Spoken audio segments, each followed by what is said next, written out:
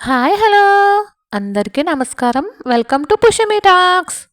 ఎలా ఉన్నారండి అందరూ? నేనైతే చాలా అంటే చాలా బాగున్నాను. మీరందరూ కూడా ఇంకా బాగుండాలని మనస్ఫూర్తిగా కోరుకుంటున్నాను. ఇది సండే తీసినటువంటి వ్లాగ్ అండి. ఈ వీడియోలో మనము కిచెన్ ఆర్గనైజేషన్ గురించి సరదాగా మాట్లాడుకుందాము. నేను ఆదివారం చేసుకున్న పనులన్నీ మీ అందరికీ చూపిస్తూ కిచెన్ ఆర్గనైజేషన్ గురించి అయితే కాసేపు సరదాగా మాట్లాడుకుందామండి. దానికంటే ముందు ఛానల్ని ఎవరైనా ఫస్ట్ టైం చూస్తున్నట్లయితే సబ్స్క్రైబ్ చేసుకుని సపోర్ట్ చేయండి. అలాగే వీడియో నచ్చితే చూసి వెళ్ళిపోకుండా ఒక చిన్న లైక్ ఇవ్వండి. వీడియోపై మీ అభిప్రాయాన్ని కామెంట్ సెక్షన్లో తెలియజేయండి. వీడియో బాగుంది, నచ్చింది అని చెప్పేసి అనుకుంటే మీ ఫ్రెండ్స్ అండ్ ఫ్యామిలీకి కూడా షేర్ చేయండి. ఇకైతే మనం మన టాపిక్లోకి వెళ్ళిపోదామండి. ఇప్పుడైతే మా ఇంటి విశేషాలు సరదాగా మీ ఇంట్లో చూసేయండి. ఇవాళ సండే కదండి. సాధారణంగా సండే అంటేనే ఆడవాళ్ళకి డబల్ పని ఉంటుంది. వంట కూడా కొంచెం ఎక్కువగా చేయాల్సి ఉంటుంది. ఎక్కువగా అంటే ఏముందండి, నాన్ వెజ్ అయితే కంపల్సరీ వండాలి కదా. ఇక నిన్న నేను తీసినటువంటి కూరగాయల్లో ఇవి మిగిలాయి అని చెప్పి చూపించాను కదండి. నిన్న ఆల్రెడీ టమాటాలతో 4 టమాటాలు మిగిలితే 2 టమాటాలతో చారు అయితే పెట్టేశాను, అంటే రసం పెట్టేశాను శనివారం. ఈరోజు మిగిలిన టమాటాలు అలానే 2 మామిడికాయలు ఉన్నాయి కదండి, వాటితో చక్కగా చేపల పులుసు అయితే చేద్దాము అనుకుంటున్నాను. ఇలా ఏ వస్తువు కూడా పాడవ్వకుండా, వృధా కాకుండా మనం కనుక చక్కగా వాడుకున్నట్లయితే మనీ పరంగా కూడా మనం సేవ్ చేసిన వాళ్ళమే అవుతాము. ఉద్యోగం చేసే అవకాశము ఒక హౌస్ వైఫ్గా మనకి లేకపోయినా ఇలాంటివన్నీ పాడవకుండా చూసుకుంటూ చక్కగా కుటుంబానికి మంచిగా వండి పెట్టుకున్నాం అనుకోండి, మనీ పరంగానూ బాగుంటుంది, ఆరోగ్యపరంగానూ బాగుంటుంది. ఇంకా చెప్పాలంటే మన బాధ్యత కూడా కదండి.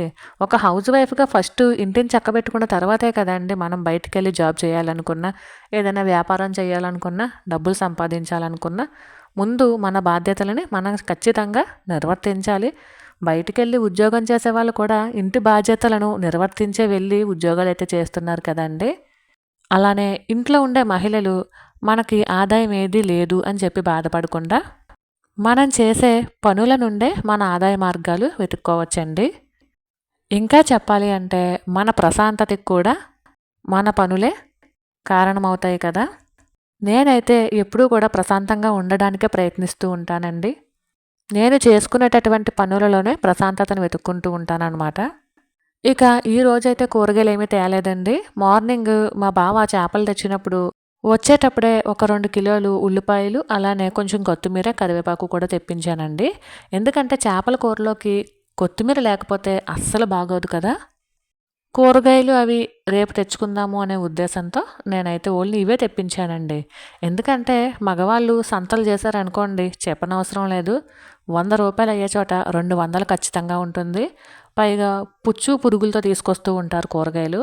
కాబట్టి మ్యాక్సిమం కూరగాయల వరకు కానీ, లేదా ఇంట్లో కిరాణా సరుకుల వరకు కానీ మనమే చూసుకోవాలండి. మనకే తెలుస్తుంది వాటి బాధ్యత.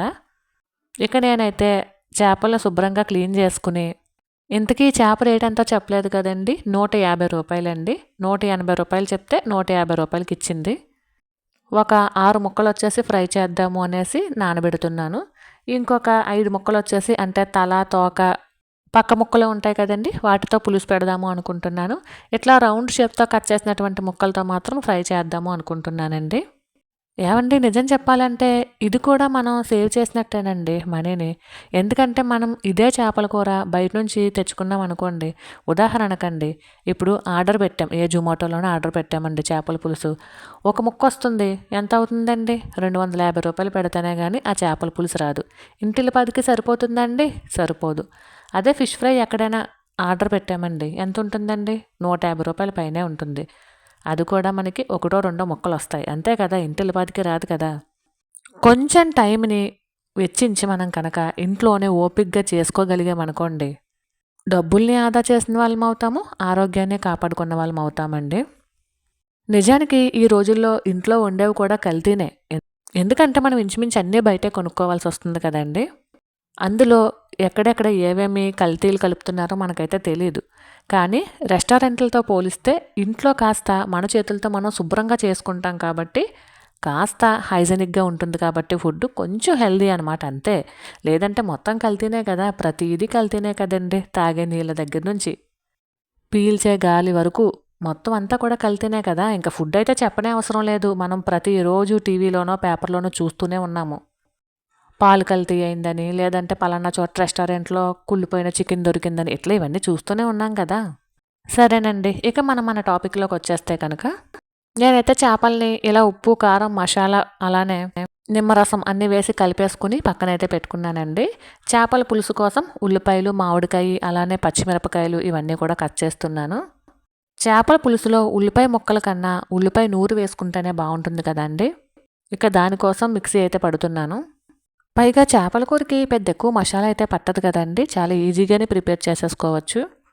అమ్మమ్మ అయితే చిన్నప్పుడు అన్నీ కలిపి పొయ్యి మీద పెట్టకుండా ముందు చేతులతో కలిపేసి తర్వాత స్టవ్ పైన పెట్టి తాలింపు వేసేదండి. చాలా బావుండేది ఆ చేపల పులుసు అయితేనే.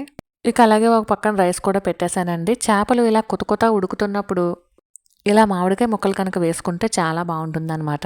ఇక మనం మన టాపిక్‌లోకొచ్చేస్తే చాలామంది కిచెన్ ఆర్గనైజేషన్ కోసం తాపత్రయపడుతూ ఉంటారు కదండీ! ఇంకా చెప్పాలంటే కిచెన్ ఎప్పుడూ కూడా నీట్‌గా, అందంగా ఉండాలని అనుకుంటూ ఉంటాం కదా! కానీ అలా అనుకునే క్రమంలో మనం ఏం చేస్తామంటే సరదాగా యూట్యూబో చూస్తామండి. దాంట్లో ఇంక యూట్యూబ్‌లో గానీ, సోషల్ మీడియాలో గానీ కిచెన్స్‌కి ఇంక చెప్పనవసరం లేదు. ఒక చిన్న సైజు షాపింగ్ మాల్‌లోనే ఉంటాయి కదా! కిచెన్ ఏదైనా. మనము మంచి కిచెను నీట్‌గా, ఆర్గనైజింగ్‌గా ఉండాలి అనే కిచెన్‌లు చూస్తే కనుక సింపుల్‌గా షాపింగ్ మాల్స్ లెక్కే ఉంటాయండి. మొత్తం కబోర్డ్స్ అన్నీ స్టీల్ సామాన్‌తో లేదా ఇత్తడి సామాన్లతో, ప్లాస్టిక్ సామాన్లతో ఇట్లా నింపేసి మనకు వీడియోస్ అయితే కనిపిస్తూ ఉంటాయి కదా! మనం కూడా అలానే అలంకరించుకోవాలి అని చెప్పేసి అనవసరంగా, వృధాగా మనకి మనకి ఏం కావాలి నిజానికి కిచెన్‌లో, ఏముంటే నీట్‌గా ఉంటుంది, కిచెన్ ఎలా ఉంటే నీట్‌గా ఉంటుంది అనేది మనకు తెలుసు. ఎందుకంటే మనం ఇంట్లో ప్రతిరోజు వాడుకునే వస్తువుల గురించి మనకు తెలుసు. ప్రతిరోజు మనం కిచెన్‌లోనే ఉంటాం కాబట్టి మన కిచెన్ మనకు తెలుసు. మనకి ఎంతవరకు వస్తువులు కావాలి అనే విషయం కూడా మనకు తెలుసు కదండీ! కానీ ఇన్‌ఫ్లుయెన్స్ అవుతాం. తప్పులేదు. ఎందుకంటే మనము నీట్‌గా ఉండాలి అనుకుంటాం. కిచెన్ బావుండాలి అనుకుంటాం కాబట్టి ఇన్‌ఫ్లుయెన్స్ అవుతాం. కానీ మన ఆర్థిక పరిస్థితి కూడా తెలుసుకొని దాన్ని బట్టే మనమైతే కిచెన్ ఆర్గనైజేషన్స్ కానీ కిచెన్‌లో ఏదైనా వస్తువులు కానీ కొనుక్కోవాలనుకున్నప్పుడు ఆలోచించుకోవాలండి. అదే అద్దిల్లులు అనుకోండి ఇంక చెప్పనవసరం లేదు. ఎందుకంటే ఒక ఇంట్లో సెట్ అయినట్టు వేరొక ఇంట్లో సెట్ అవ్వదు కాబట్టి ముఖ్యంగా అద్దెకి ఉండేవాళ్ళు మాత్రం చాలా జాగ్రత్తగా మన కిచెన్ సామాను ఉండేటట్టు చూసుకోవాలి. ఎంత తక్కువ సామాను ఉంటే అంత తక్కువ చాకరీ ఉంటుంది. అంత త్వరగా రోజు కూడా పని అయితే అయిపోతుందండి వంట పని అదిని. మనకు కూడా అలాగే షాపింగ్ మాల్స్ లాగా కిచెన్స్‌ని చేసుకుందాము అనుకుంటే చాకరీ ఎంతుంటుందండి అసల? దానికి చాకరీ చెయ్యాలి. పైగా డబ్బుల పరంగా కొన్ని వేలే తగలెట్టాలి కదండీ కిచెన్‌లో సామాన్లన్నిటికీ కూడాను. పైగా ఈ రోజుల్లో ఏముందండి ఇప్పుడు మీషోనో, అమెజానో ఏదో ఒకటి మనకి యాప్స్ ఉన్నాయి.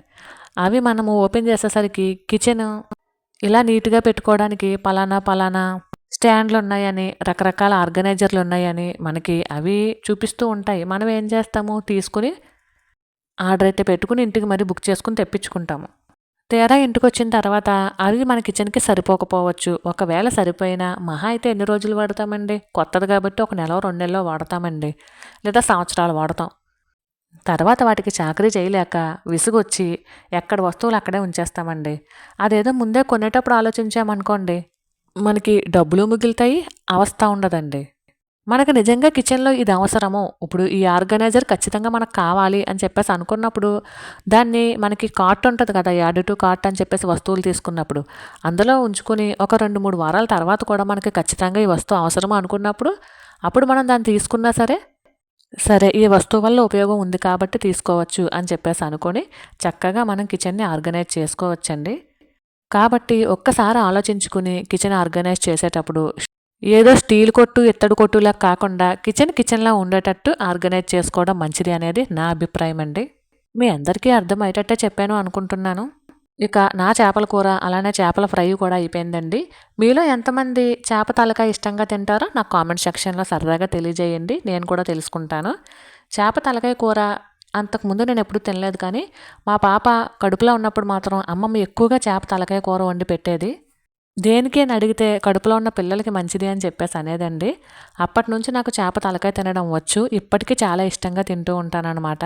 మరి మీలో కూడా నాలా చేప తలకాయలు ఇష్టంగా తినేవాళ్ళు ఎవరైనా ఉంటే నాకు సరదాగా కామెంట్ సెక్షన్‌లో తెలియజేయండి. నేను కూడా తెలుసుకుంటానండి. నాకులా ఆలోచించే వాళ్ళు ఉన్నారా లేదా అని. అలానే వీడియోపై కూడా మీ అభిప్రాయాన్ని నాకు తెలియజేయండి. ఇక టైం వచ్చేసి సాయంత్రం 4 అవుతుందండి. ఊరు మీద ఎండు రొయ్యలు, ఎండు చేపలు అమ్మొస్తే తీసుకున్నాం అనమాట అండి ఇవి. ఈ రెండిటికి కలిపి 400 అయిందండి. వీటిని సందువాలో ఏదో అంటారంట. రొయ్యలొచ్చేసి 200, చేపలొచ్చేసి 200ను. వెనకింటి గుమ్మం వైపు కూర్చొని కబుర్లు ఆడుకుంటూ నేను మా బావ కలిపి రొయ్యలనైతే తలా తోక తీసి శుభ్రపరచుకుంటాం కదా, అలా అయితే తలా తోక తీసేసామండి.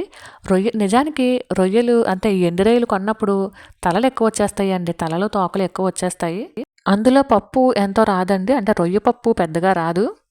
ఇదిగో చూడండి, ఇన్ని రొయ్యలు ఒలిస్తే ఇది జస్ట్ చిన్న బాక్సులు మాత్రమే రొయ్యలైతే అయినాయండి. రొయ్య పప్పు అయితేని తలా తోక అయితే ఇంకో ఇంత వేస్టేజ్ అయితే వచ్చింది రొయ్యలకి.